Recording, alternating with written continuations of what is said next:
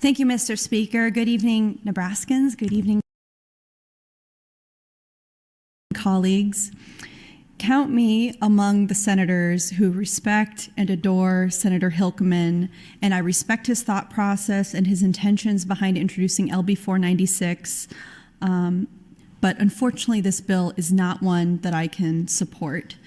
I'm sympathetic to the person who this bill was inspired by, whose story Senator Hilkemann and Senator McCollister heard at a legislative conference. I don't know if it was CSG or NCSL, but one of the conferences where we go to where we get ideas for bills and we network with other lawmakers around the country. And those are places where we find a lot of ideas for bills, and this is one of them. I also applaud and respect the intention of the people who think that passing LB496 is going to do something to help women. But frankly, that view is patronizing. And the view of many frequently older, always white, frequently very conservative men in this body who want to help women by doing things that women specifically aren't asking them to do for us is a pattern that I see repeated, unfortunately, in LB496. What women want to be protected is for things like rape kits to be tested. According to the Omaha World Herald, in Omaha alone, there are hundreds of backlogged, untested rape kits, and I don't know statewide. I don't even think we have a database of them. Senator Blood says we do have a database, so. With a fiscal note on LB496 of $829,000, $692 for the next fiscal year, I would ask how many rape kits could that much money go toward testing?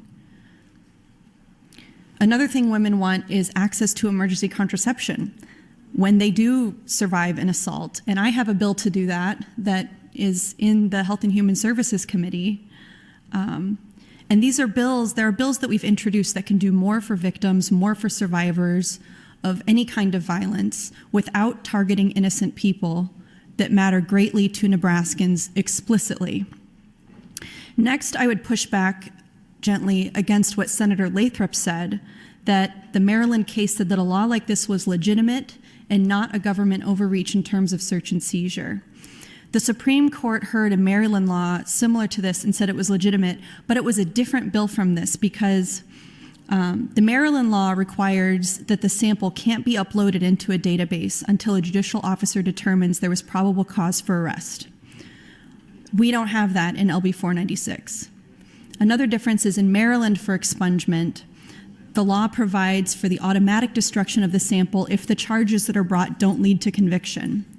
LB496 does not have that.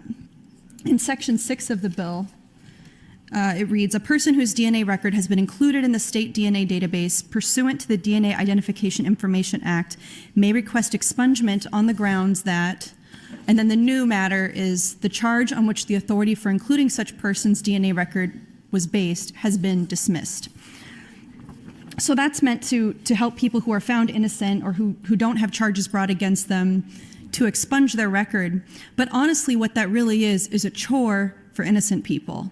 So it's apples and oranges. We can't say that the decision on the Maryland law would go the same way for our law. It's not the same kind of law.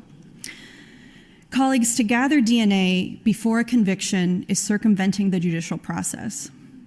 We might think that we are saying with this bill, we're just collecting evidence and information to help solve and prevent future crime. I think it's offensive to call this a prevention bill, because what we're actually doing is relying on officers in the field in a very tense and scary time to make a snap decision that can easily brand a person as guilty forever, whether or not they were rightly arrested and convicted. I have a few more things to say on this amendment. This amendment speaks to an issue that's very important to my constituents. I've been contacted by dozens and dozens of people over the summer in the interim. One guy even came to my office and he asked if he could do a Facebook Live with me to talk about this issue, and I did. So I know this is a real problem that Senator Wayne is seeking to solve.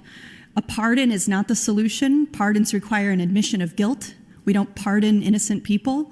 What we need to do is pass this law so that a problem like what has happened in Nebraska does not happen again for any other accused person. And it's a good amendment to this bill. And I'll share more of my thoughts on that on my next time on the mic. Thank you, Mr.